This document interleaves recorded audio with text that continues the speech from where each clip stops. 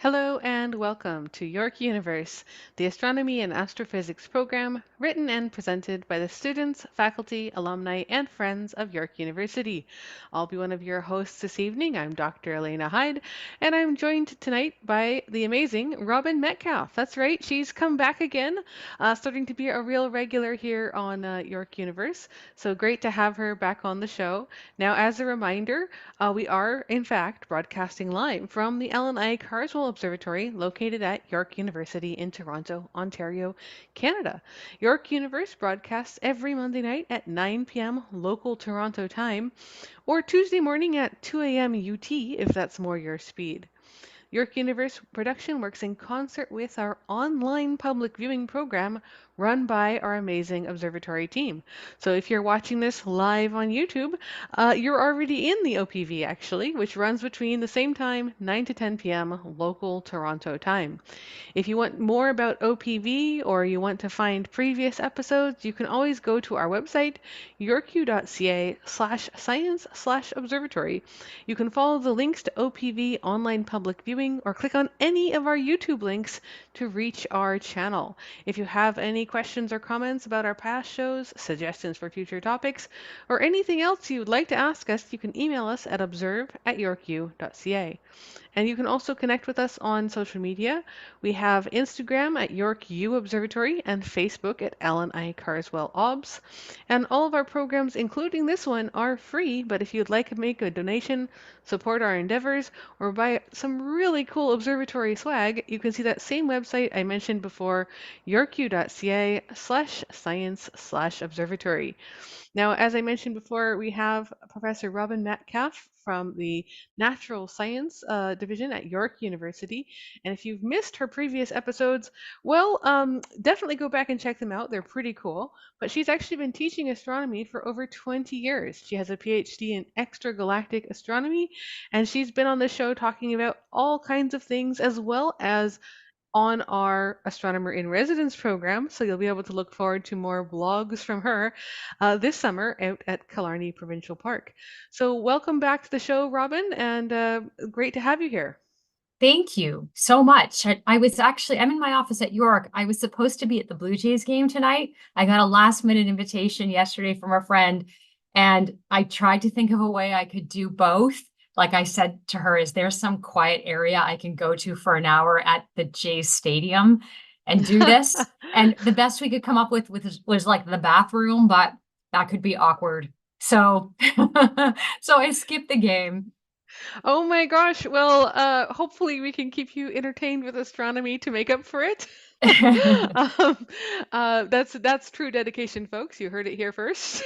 And of course, we do hope to bring some live images tonight. We have been watching some weather systems come and go in Toronto. It's currently reading as clear but also rainy on the telescope weather sensors. So the rain condition is preventing us from opening, but if it does change, we will start showing live images on our online public viewing tonight. So we'll stay tuned, everybody. We'll keep you all posted. Now we've got all kinds of great things planned for tonight. We have quite an episode lined up, I think. Um, I thought I would start us off with a little bit of this week in space and astronomy history, going back in time and focusing on something that is actually up in the sky, if you are willing to stay up until the morning, Mars. So I'm going to go back and start us off in 1964. 1964, very strange time, but June 4th, so keeping with the theme, I had to check twice. It is, in fact, June already. So watch out, folks, don't get caught out. So plus one day, and back in 1964, there was a birth, launch, and death of a little probe that probably didn't get very much press at the time, but really actually played a large role in our Mars exploration. This was the Soviet Zond, that's Zond with a Z, 1964A, and it launched on the 4th of June, 1964. So it's born on that day, and it did lasted about 104 seconds. So it actually failed to achieve Earth orbit. It had a faulty valve, and it failed after about 104 seconds after launch. And so this was a shooting star, if you will, but going the other direction. And it was an interesting mission in a lot of ways because this was just after, of course, they had the Mars One, and this was one of the first Soviet missions that actually explored Mars. So we had Mars One getting us some initial pictures. And this was if you don't remember, this was back in 1962. So this was 2 years earlier before the rather ignominious launch and explosion of Zond 1964A. Mars 1 was an interplanetary spacecraft that was launched in 1962, and it was the first probe from the Soviet Mars probe program that actually achieved interplanetary orbit. So it did get a little bit of fame. It was intended to fly by Mars at about 11,000 kilometers, and they were hoping that it would take back, of course, imaging and tell us about the red planet. This was an interplanetary, sort of station launched in the direction of Mars. And they were hoping it would also measure things like cosmic radiation, micrometeorite, sorry, that's a difficult word to say tonight for some reason, and magnetic field and all kinds of other things. But the spacecraft was on its way to Mars when it actually stopped talking back to us. So its communication ceased, and it had a closest approach in June 19th of 1963. So a different This Week in Space and Astronomy June day. But it got to, we think, about 193,000 kilometers. And then it wasn't talking to anybody anymore, so they couldn't do anything to control it. And it basically entered an orbit going around the sun. It did have a lot of cool equipment with it, and it was able to actually send us back some measurements of the solar wind and some records of micrometeorite strikes, which is one of the things you do have to worry about with spacecraft even today. And so this Zond program was a kind of a follow-up. It used a different launch vehicle, and they had a lot of failures. It's worth noting that in the early exploration of the solar system, these early launches, a lot of them did not work. So you had a lot of failures for a little bit of success. And the Zond with its launch vehicle, and its rockets just did not make it. The 1964A. It was closely followed up by another rocket just a little bit later. This was a Zond 2, November 30, and this was part of the same program. Zond 2 actually had a similar fate to Mars 1. So it got out and it actually made it away from Earth, didn't burn up, didn't explode, but it also lost communication en route to Mars in a mid-course maneuver. So they were trying to change its direction, and Zond 2 was actually the sixth Soviet spacecraft to attempt a flyby of Mars. And well, it got towards the general direction, but they also lost control of it, and it didn't quite make it. So in the early 1960s, there was a lot of um, I suppose, trouble with spacecraft control. And the Zond 2 actually did have a camera. So if it had managed to make it there, it might have even managed to get pictures of Mars. And of course, in the early 1960s, all in, the Soviet Union at the time launched 9 probes to reach Mars. So the Zond, as I say, This Week in Space and Astronomy History, the Zond failed. But all 9 of the Soviet probes in the 1960s, from 1960 to 1969, they all failed. So 3 failed at launch, 3 failed to reach near Earth orbit, and 2 during the interplanetary orbit. The Mars 1M was probably the closest success, because it did, of course, go into orbit around the sun, and it did have a closest approach to to Mars. So the this was an interesting time in the space race and an interesting day in history, I suppose. Of course, Mars exploration by the Soviet Union would continue um, uh, up through the 1970s. They wanted to get the first artificial satellite of Mars to beat the American Mariner 8 and Mariner 9, which were intended to also go into uh, um, sorry, Mars orbit, I should say. But it was an interesting time. Mariner 8 actually didn't make it either, but Mariner 9 was an early Mars success. So Mariner 9 wasn't until 1971, I believe, or 1971, 1972, something like that. Part of the Mariner program. And of course, it had to deal with planet-wide dust storms on Mars, which, if you've ever heard of Mars, happens every once in a while and really stops you from seeing any kind of details on the surface. So, this week in space and astronomy history, a bit of fun, a bit of back in time. Have you ever done any Mars history, Robin? Yes, we do. In my spaceflight class, we talk about those or the milestone missions to Mars and a little bit in history of astronomy as well. It's always fun, and it is always fun to me to just see how, I don't know, I wouldn't say necessarily duct tape and shoestring, but Mm, they were definitely flying by the seat of their pants on some of these missions, and I'm very glad that these ones were not crewed because a lot of them yes. Yeah, it almost makes you think that those early Apollo missions of actually getting a person to land on the moon was like the moon, of course, not Mars, but miraculous, really.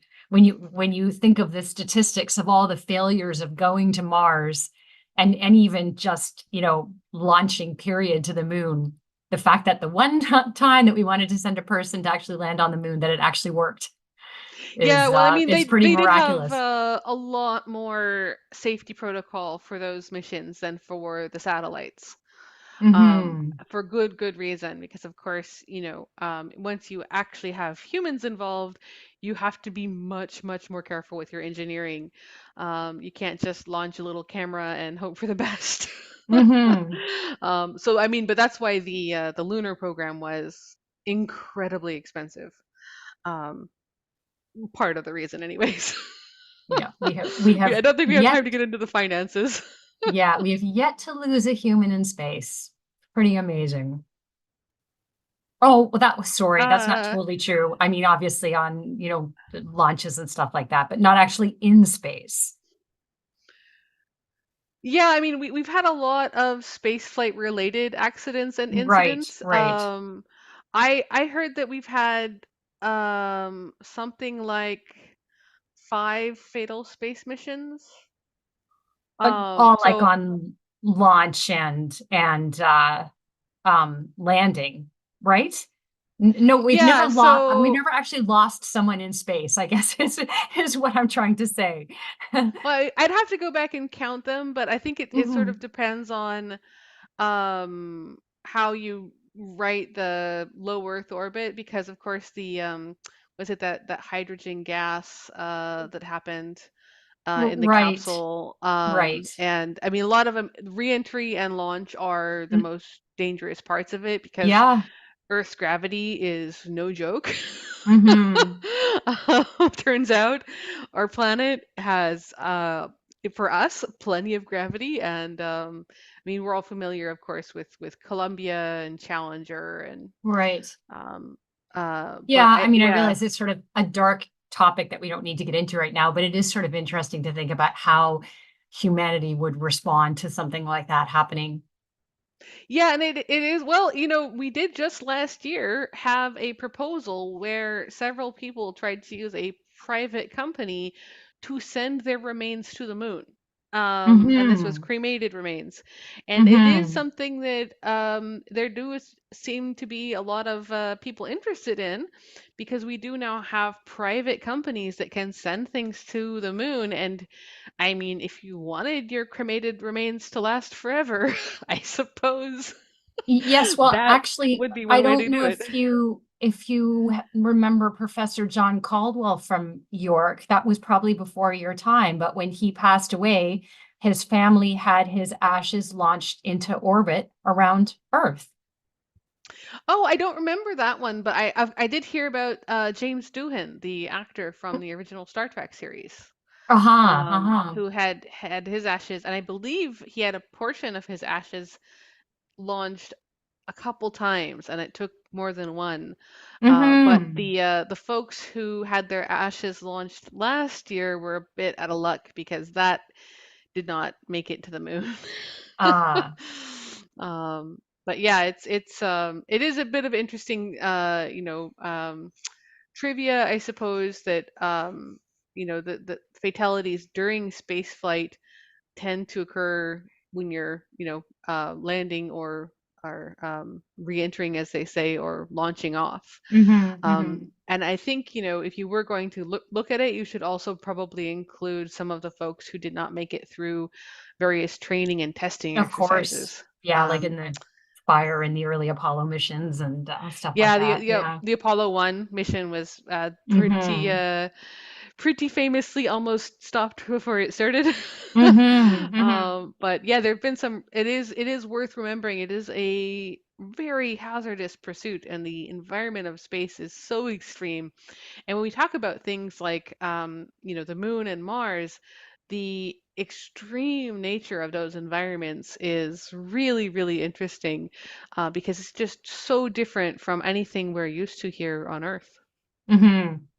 I always find that such an interesting question to ask people, like just out at the pub or something, like, would you be one of the first colonists to go to Mars? I should not colonists, sorry, but just like, someone that among the Oh first yeah, group like that if you goes there. could, yeah, if Yeah. you could go to Mars So interesting to and hear people's answers. And a and lot of have people say yes, yeah, well, a lot of knowing that people wouldn't necessarily come absolutely. back. Yeah, and people have signed up for things. So just watch out for the scams, guys. There is currently no valid or recognized path to live or reside on Mars. So if anyone tries to sell you a place on a spacecraft, Is that actually happening? yes, it famously happened in a big way with two different companies I forget the names of, but they took a huge amount of donations, millions of dollars, and again, finance versus astronomy. But they were selling places on their Mars habitation mission or something. Get And out. That is yeah, crazy. and they had at some point they even had sort of pre-astronaut selection, and people were going through training, and there are that many people interested in it. I don't Hmm. think it would be, if there was a valid way to do it where you actually had, um, everything that you would need, and you were setting Right. up a settlement on Mars. The humans being interested wouldn't be one of the problems. True. the So, Elena, would you go? Oh, absolutely. I've been planning this for Really? years. I've been Would you planning go this in for the years. very first mission? Okay. So I think I know enough about Mars now that I would need to see the mission specifications. Okay. I should hope so. So show me a mission specification that will work, and I will Uh, go. Um, okay. and Wow. uh, Good for you. That's amazing. and it is fun to think about because, of course, as our nearest neighbor planet, I mean, other than the moon, Mars is the next thing that we could actually go to and put our boots down on inside a Hmm. spacesuit. And Mars does have a little bit more gravity than the moon. It has a little bit more magnetic field than the moon. It might be a little bit easier to set up there. And people have been doing experiments growing food in Martian soil and using elements that are known to be abundant on Mars to produce water and fuel. So it's an interesting thought experiment, and it gets me to the second this week in space astronomy history that's Mars Hmm. oriented, because this week I actually found two on June 2nd, which is yesterday, in 2003. So basically not that long ago. Like it's 20 years ago. It doesn't. It seems like yesterday to me because I'm not that young anymore. Anyways, this was ESA Mars mission, the Mars Express, and Beagle 2, and this was a really interesting one because in 2003, by that time we knew more about Mars. We knew that it looked a bit a bit more so I say rocky and dry than other people might have wished for. But the ESA, or European Space Agency, had this wonderful mission, which was the Mars Express and the Beagle 2 together. And the launch date was June 2nd, 2003. Now, the lander actually didn't make it. It was lost on arrival on December 25th, 2003. However, it was a two-part mission, and the orbiter not only completed its primary mission in 2005, not only got an extended mission, but the orbiter is still going today. And I did check it on the ESA website. The mission for the Mars Express science is still listed as status in operation. It's been targeting Mars's atmosphere, surface, and subsurface, Mars's moons, Phobos and Deimos, and its technical arrival is still listed as December 2003, but it's been going for over 20 years. If you Mm. had gotten in on this mission as an undergrad or a PhD student, you would have picked an amazing career opportunity because it's been studying Mars's innermost moon Phobos in unprecedented detail. It's been tracing the history of water across the surface of Mars, and it has really played a huge part in demonstrating that Mars once had environmental conditions that may have been suitable to life. In particular, that Mars once had abundant surface water and may still have abundant subsurface water, which is a little bit related to our story for today, actually. Hmm. Do you know why the lander was named the Beagle? I At first I thought it was an acronym, but I looked it up and I couldn't find that it actually stood for anything. So No, I'm gonna it's go ahead and say y- it's y- just a fun name was my guess. no, it's named after a boat, the HMS Beagle. And Oh, that that makes is sense. it's the ship that Charles Darwin, the British biologist, sailed around the world in the 1830s. And on that voyage, he developed the theory of evolution by natural selection. And because the Beagle 2 was designed to search for evidence of past life on Mars, similar to Perseverance, it made sense to name it after the person who had made such a long-standing contribution to the theory of where life comes from. And of course it had to fail, so it had a bit of survival of the fittest happen to it on Yeah. the on the Yes. on the landing. But at least at Possibly an least the ill-fated orbiter. name. Yes, a little bit ill-fated name. Good, great idea though, because Mhm. it did have a lot of really cool tools on board, in terms of the ability to take samples from rocks. And as I recall, they were using on the landing. This was the parachutes and airbags, so that would have been the inflatable sort of bouncy ball that sort of inflates around the lander. And Mhm. recently, of course, we've seen these very elegant, controlled landings of large, complex crafts. But early landings was, parachutes and a big ball, and you hope it doesn't bounce where it shouldn't. Mhm. And they've actually conjectured with the spacecraft that they think that the balloons that were supposed to inflate around it basically deflated, and Ah. that was why it didn't survive landing on Mars. So once again, the landings are a problem. Yeah, I'm sure you've seen those computer generated videos of rovers on Mars bouncing around before they come out of those of the airbags. And because we obviously when the landing is going on, we can't actually see it, right? but the CG versions of them, you just watch all that bouncing going on, knowing that there's like $1 billion, tech robot on the inside. And it's just it looks miraculous that it can survive. As you said, like, it could hit anything. Yeah, it I could mean, they, bounce they into a choose the crater. landing areas, to try to minimize that, but really all that bouncing around just looks crazy. Yeah, and I definitely recommend people to check those out. I know ESA and NASA both have a couple versions of those Hmm. mock-ups. Of course, now that we have the high-rise camera taking pictures of Mars's surface, we do actually have some pictures of sort of during before and after the more recent landings, which is just we're Hmm. spoiled. We're Hmm. so spoiled right now for Mars pictures. Anyways, this week in space and astronomy history, 2003. It is, still running. So Mars Express still going. This is an amazing value for money because it has lasted an incredible long time. And I will just say for the Mars Express, it is actually the second longest surviving continually active spacecraft in orbit around a planet other than Earth. Hmm. So the only other spacecraft that beats it for being in orbit around something not Earth is the 2001 Mars Odyssey, which Hmm. was a NASA spacecraft that's also still going.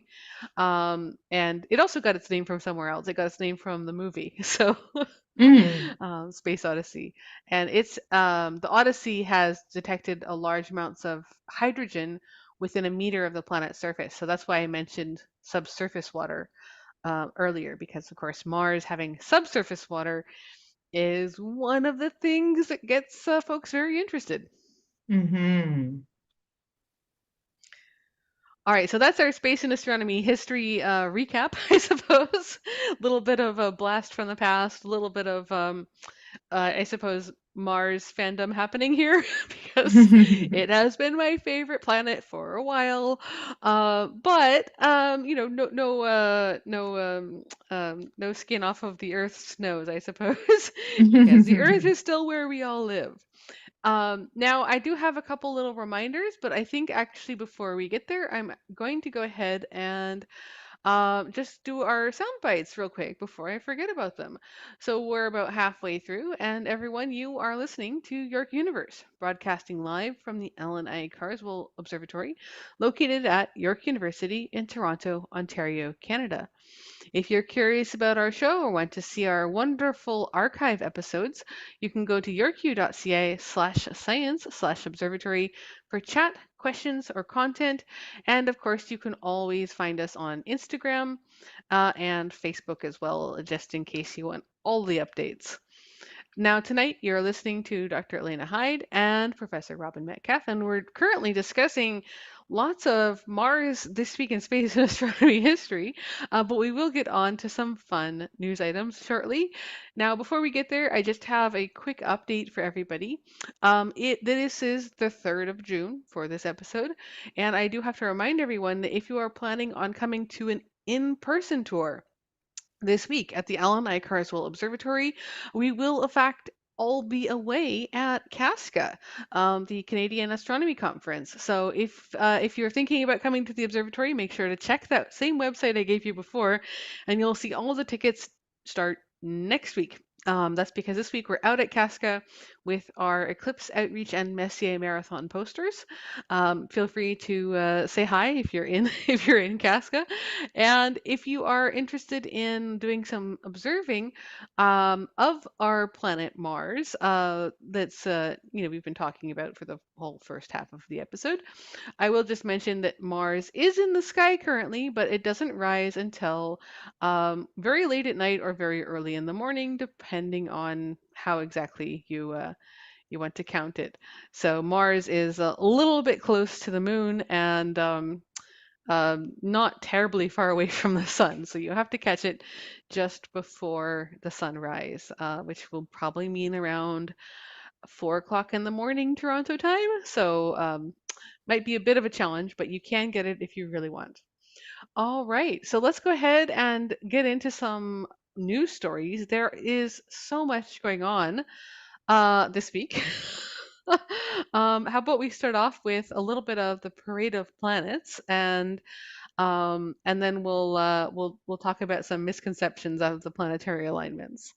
So I mentioned Mars, and that's because it is visible just before sunset. But this is June 3rd, and today, June 3rd, before sunset, so that would have been 4 a.m., we had a six-planet conjunction.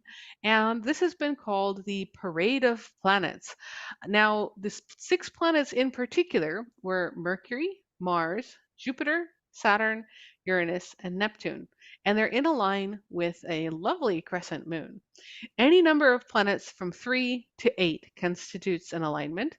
5 or 6 planets assembling is known as a large alignment, but 5 planet alignments are more frequent than 6, and so on and so forth. So 6 planet alignment is interesting. But of course, with not all of these planets are actually going to be visible to the naked eye. So, what's happening with the alignment? Occasionally, planets will appear to be on the same side as their sun with respect to us as they move along their orbits. So, what's happening is, of course, the Earth and all of the planets are going around the sun, and we're looking out our big Earth shaped window out of the sky, and we get to look along in the direction of the nighttime. And as we look out, we can see whatever happens to be visible to us. So if the planets are, you know, arranged such that they appear to be on the same side of the sun as they move along in their orbits, we get to see them in the sky at the same time. And because we have no sense of distance, it all looks like it's in a straight line. And this is because they're all along what's called the plane of the ecliptic. So if you kind of imagine everything going around in mostly circles on sort of like a disk or a plate shaped orbit. So this is what's happening when I say an alignment for a parade of planets. And today, or this morning, about an hour before sunrise, we had Mercury, Mars, Jupiter, and Saturn. But Mercury was pretty close to the sun. Mars wasn't too far away. Jupiter and Saturn were definitely bright enough to see with the naked eye. But Uranus and Neptune, whenever you hear anyone say they're part of an alignment, you'll need to get out your telescope or very good binoculars to see them. And if you're in the city, probably all you're really going to be able to make out is maybe Saturn, Jupiter, and if you're really lucky, Mars, if it's not too washed out. So it really is a 2 to 3 planets that you can probably see with your naked eye, and 3 more that you'll be very lucky to spot. But if you want to go ahead and have a little bit of a treasure hunt with your binoculars before the sun gets up, most of them actually will be visible tomorrow morning as well. So we have a few more alignments of the same planets coming up in the months ahead because, of course, they're all moving around their orbits, so they will appear to be in the same position with respect to us until we've all moved enough to where it doesn't look that way anymore. So you might want to mark your calendars accordingly coming up through August. We've got the 28th of August coming up, and 18th of January will both also have 6 planet alignments before sunrise. But there's a even better one if you're willing to wait just a little bit longer. A very good full planetary alignment after sunset rather than before sunrise. So much, much easier to see. All you have to do is wait until the 28th of February 2025. So alignments are fun, and I definitely encourage people to go out and look at them, but maybe with a grain of salt because you can't see all of them with your naked eye. And Mm. Robin, I know you've got some misconceptions about these as well. Yeah, I'm so glad that, you pointed that out because there is so much hype going on right now in the media. And I heard a really interesting claim. And this was last week. It was actually from a teammate on my ladies' ice hockey team. And we were just sitting on the bench in between shifts. And she said to me, "You must be getting excited about this planetary alignment," because she said that she saw a TikTok video which claims that planetary alignments can cause aurora, so that we Oh might actually no. see both at the same time. So this is what hockey players actually talk about in between shifts. But anyway, so she tells me this, and I was like, well, I didn't know that. It sounds a little sketchy because a planetary alignment is really a visual thing from our perspective on Earth, right? Like it doesn't necessarily mean that the planets are lined up in a way that actually tugs on the sun.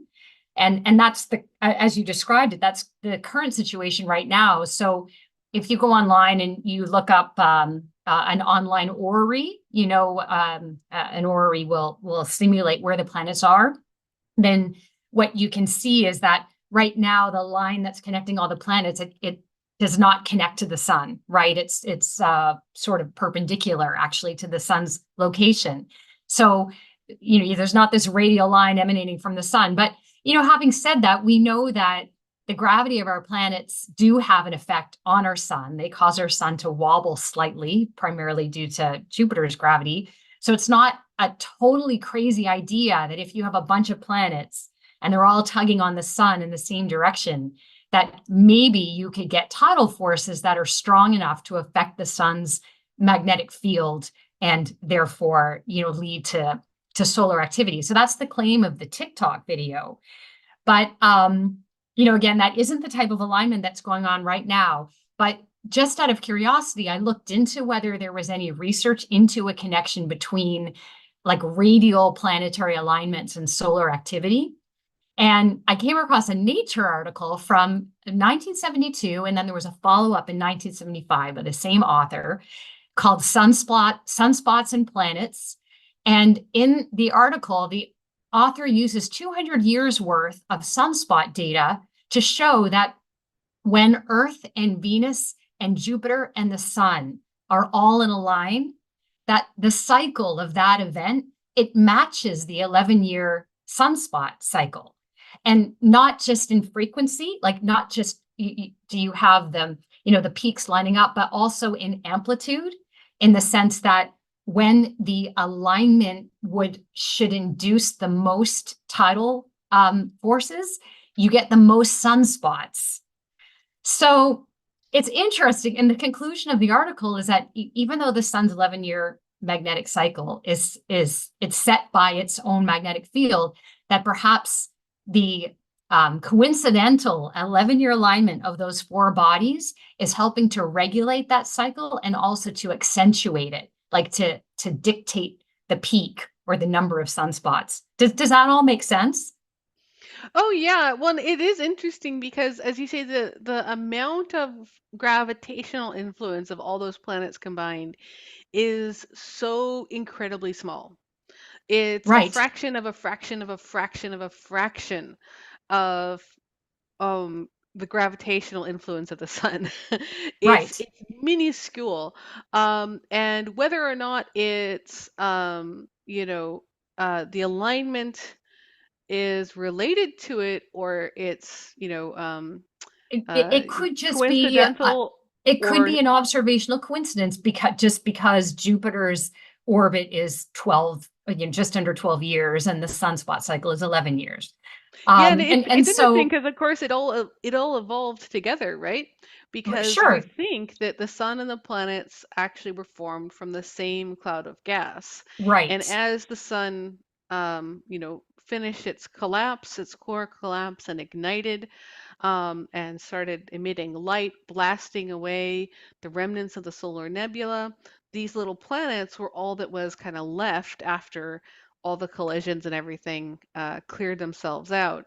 So whether or not this is a remnant of the Mm-hmm. formation of the solar system, or it's Mm-hmm. a coincidence, or as you say, it's just one small thing that could be helping to act as a clock or a clocked process or some sort of Yeah. tidal It's locking that we hadn't thought about before. Yeah, Um, the graphs are compelling. And so that paper didn't pick up much momentum, but since then, every few years, there have been papers making similar claims.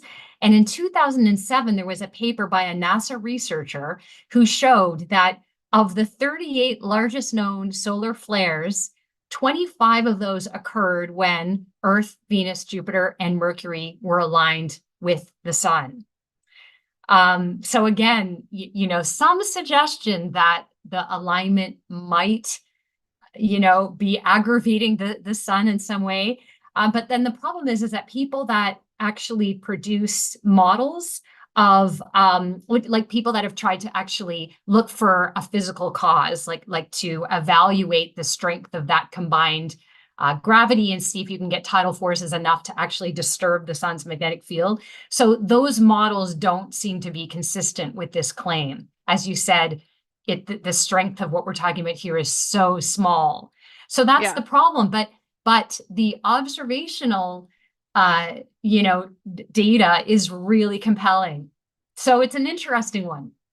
Yeah, there's a lot of possible explanations, but even if it is coincidental or something that's evolved with it, it still might be enough to act as some kind of predictor, which is, I think, why some Mhm. folks are trying to use it. Absolutely. Yeah, that is the claim in everyone in the abstract in every one of those articles is that we need to start being able to predict these things to protect our telecommunications infrastructure.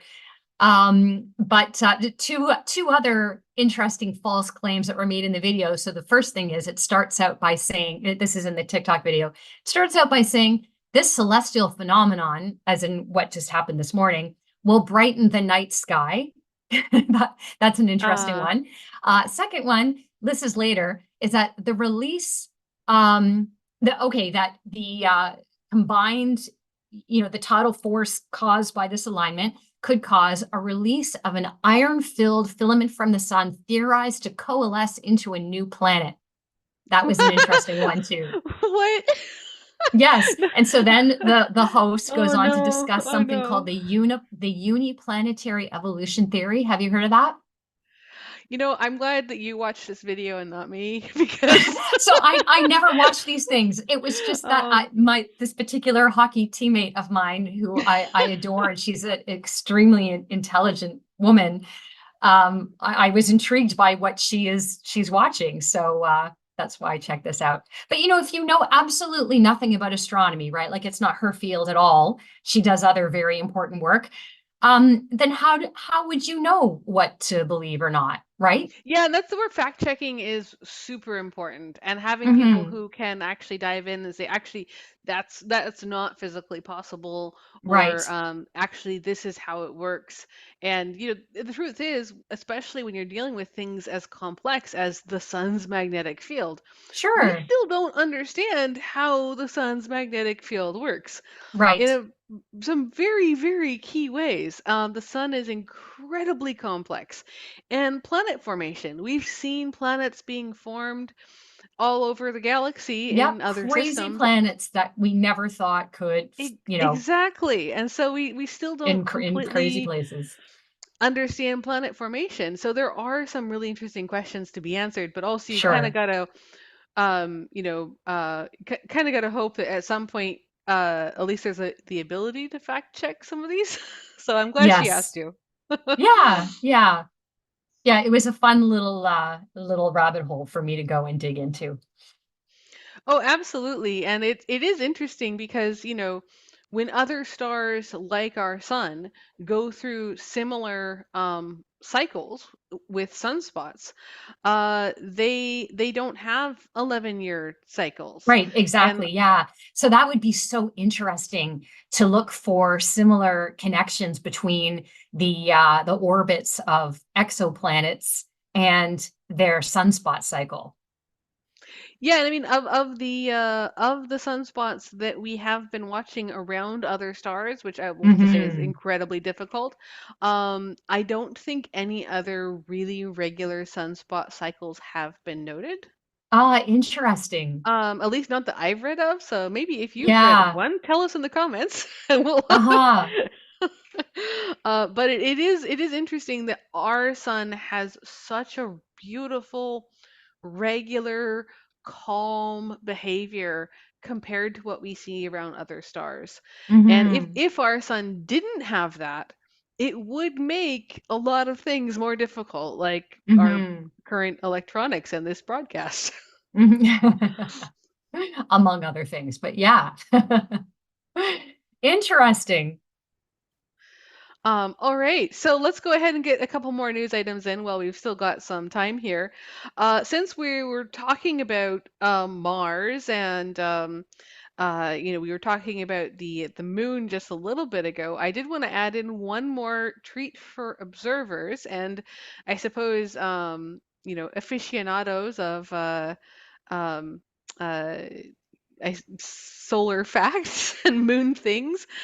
So this is June, and we have this month coming up, June 20th, the solstice. So we get to look forward to the longest day and the shortest night, and then we get to look forward to the nights getting longer, which would be great for observing more things. But we also actually have a pretty interesting one this month in that it is the shortest lunar month. Now, this is an odd one because we have to talk a little bit about, we've talked about, the planets, of course, moving around the sun and how that can appear from alignments, but the moon moves around Earth, but it doesn't move exactly the same way every time. It actually has months that are shorter and months that are longer, and months can be counted different ways. Do you count the month of the moon from the calendar? Do you count the month of the moon as the time it takes for it to go through its phases from full moon to full moon? Do you count the month of the moon from the time it takes the moon to go from node to node where it's aligned on the ecliptic? Those are actually different amounts of time because space is weird. And as a fun one, this month or this month, starting at the third quarter moon, so you don't get to start at a nice even one. You have to start on the third quarter moon of May 30th, and the moon will go around the Earth as fast as it's ever going to go for all of 2024.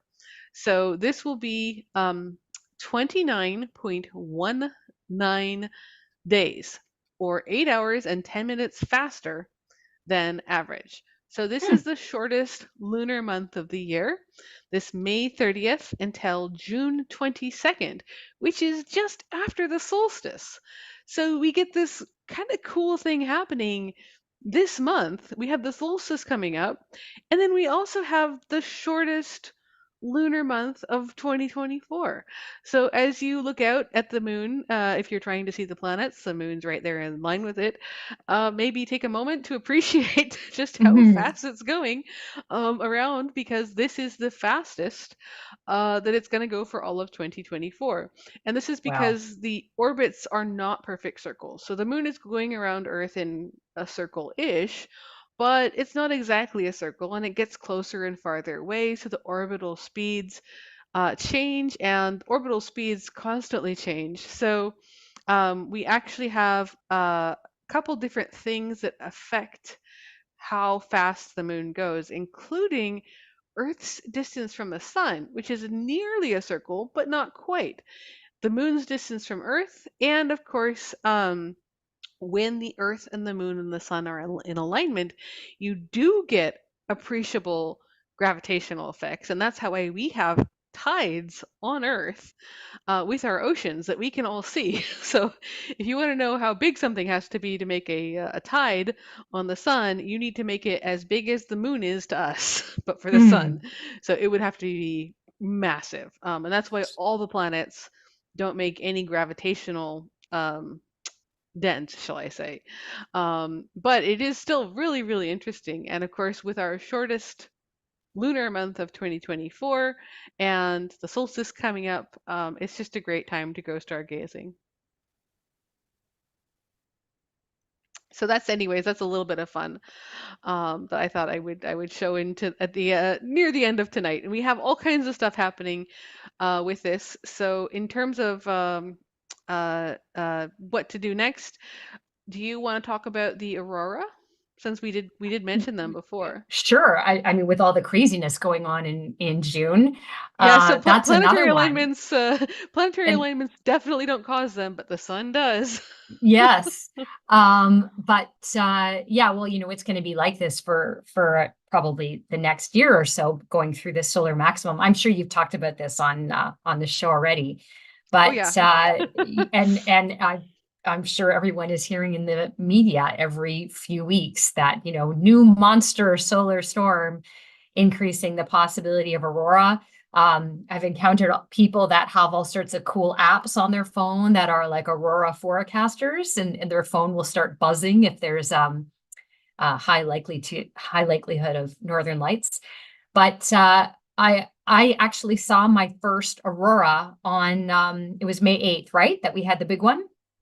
Uh, Ye near then. Yeah, yeah, that's about yeah, right. first time ever in my life.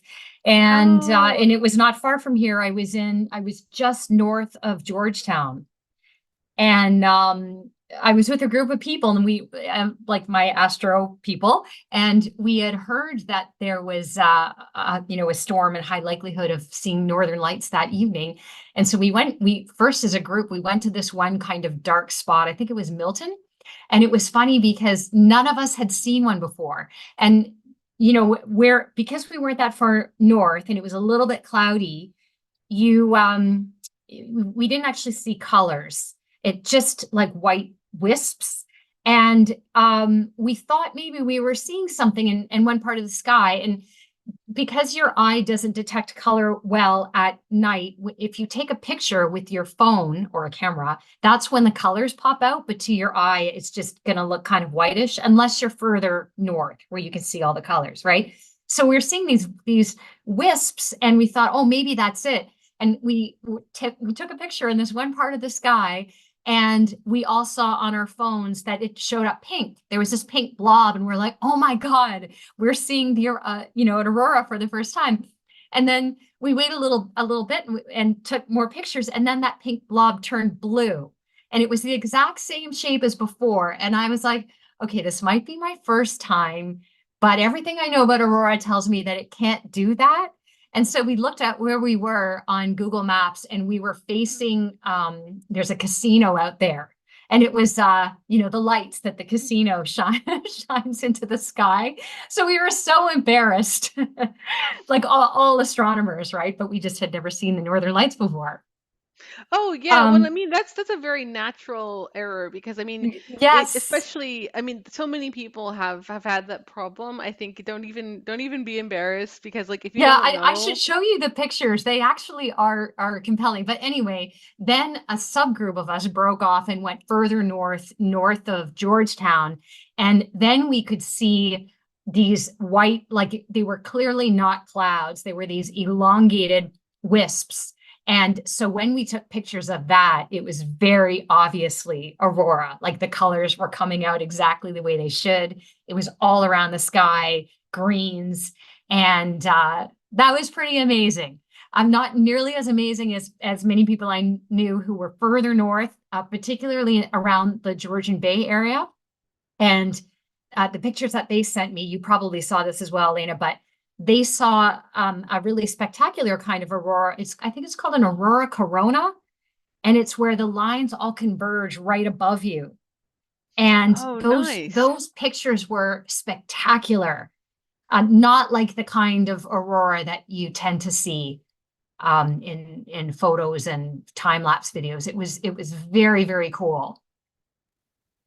That is awesome. Anyway, what about you? Did you happen to see No, any I Northern I Lights? actually still have never seen them. I Oh, well, I've you'll tried a few definitely get your times. chance over the next year. Yeah, and that is something to remember for folks who are interested. The NOAA has a wonderful Oh, Aurora it's amazing. Watch Yeah. that I totally recommend. Good forecasts with good lines of visibility where they'll kind of show Hmm. you if you're in the region that can get viewing. Generally, if you can go north, your chances will just increase. Hmm. Hmm. But it is a great time for it because, of course, this solar cycle 25, and this is when the sun's activity is supposed to be swinging back, and it definitely is. We're seeing a lot of that, and the increasing activity. We're actually not sure if it's gonna keep going sort of through 2025 or Hmm. stop after the summer or maybe even all the way to the next summer. So we're not sure exactly how high this maximum is going to get, um, Yeah. Yeah. but it is one to watch out for this summer.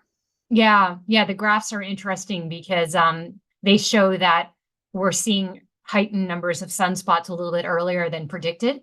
And so as you said, that could either mean that the peak is earlier than we thought, or it could mean that the peak is on time and it's going to be higher than initially anticipated. So possibly due to a planetary alignment. No, I did not just say No, no.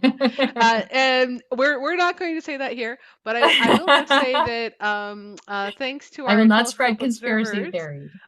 we have managed to pull up a live image of T Corps, which is the proposed supernova candidate, on the 1 meter telescope. So if you are following along over on YouTube with the visuals, it does not look particularly spectacular because it has not gone supernova yet. But that we are able to actually finally bring for the last couple minutes of the broadcast a little bit of live imaging on the telescope. So there was Very too cool. many clouds until right now.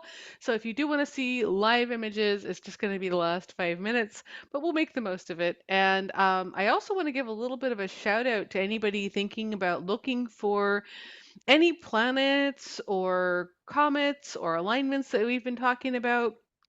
Oh If yeah, you that'll don't come. That have you'll be talking about that, I imagine, in an upcoming show. There's a comet soon to be naked eye. Y- Yes, and Hmm. if you don't have an orrery, there's a wonderful free website called theskylive.com that Hmm. basically gives you a model of the solar system where the planets are way bigger than they actually are, but they're big dots. But it shows you how everything's lined up, and it shows you the comets, and it shows you the plane of the solar system, which I always thought was really, really, really cool.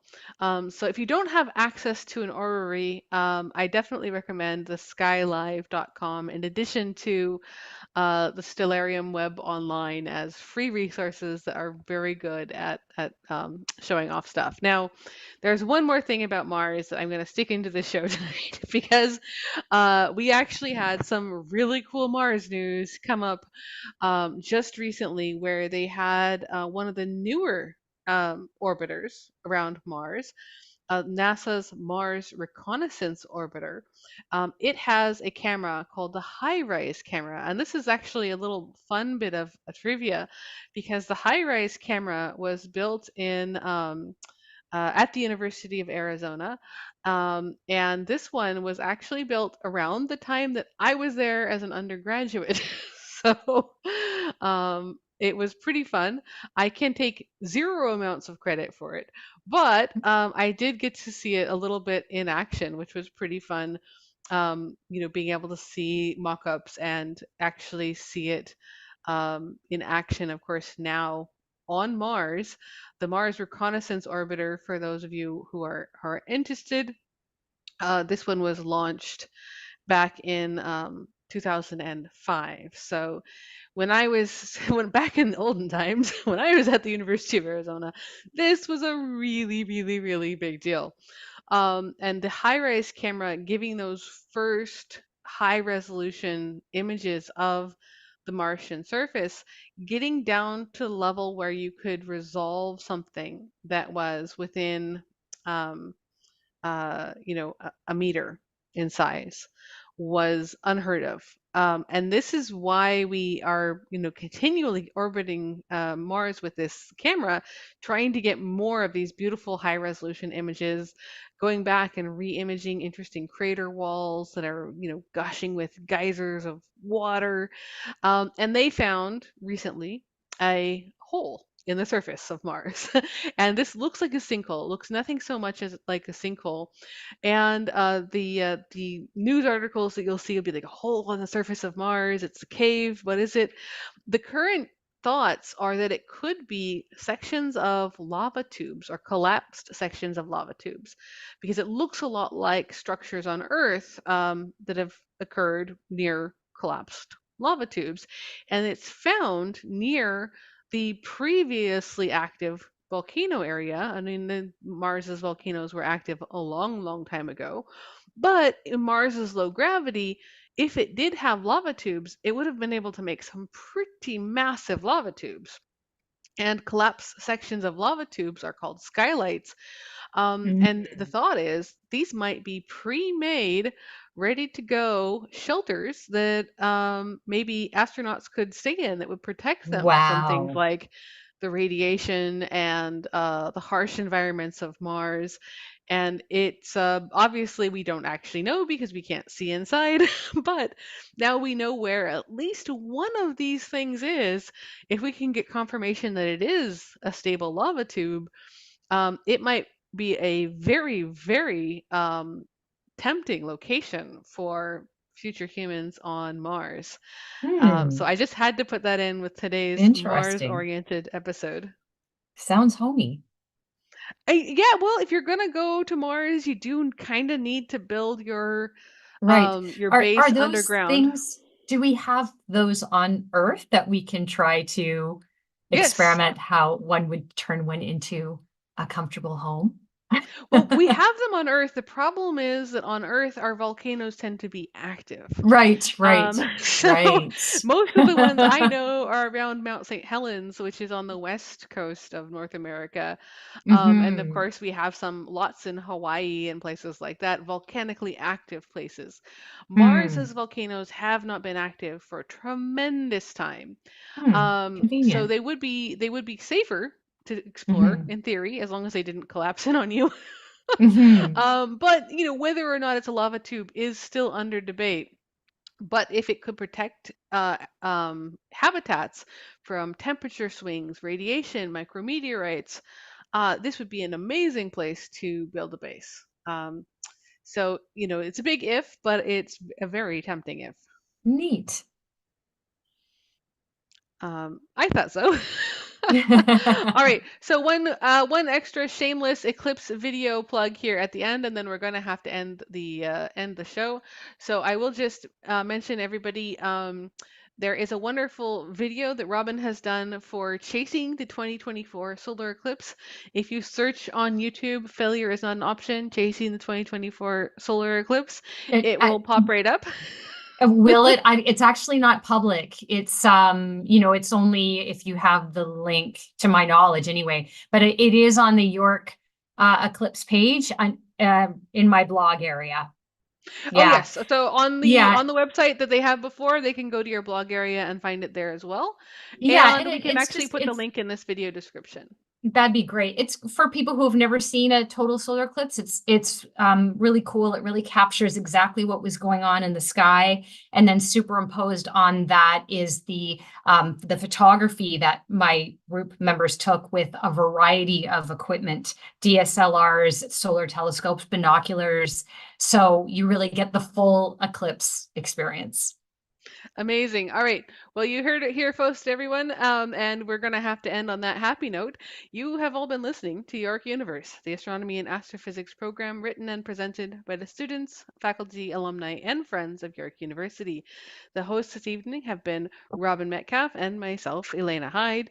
You can always connect with us on Instagram or Facebook and check out our website for show notes, content updates, and contact info. And of course, Robin Metcalf's wonderful Eclipse blog video, which is on the Eclipse 2024 website, just right on the same area. So yorku.ca/science/observatory/eclipse 2024 if you want to go straight to the video. And thanks for tuning in, everyone. Clear skies and have a good night.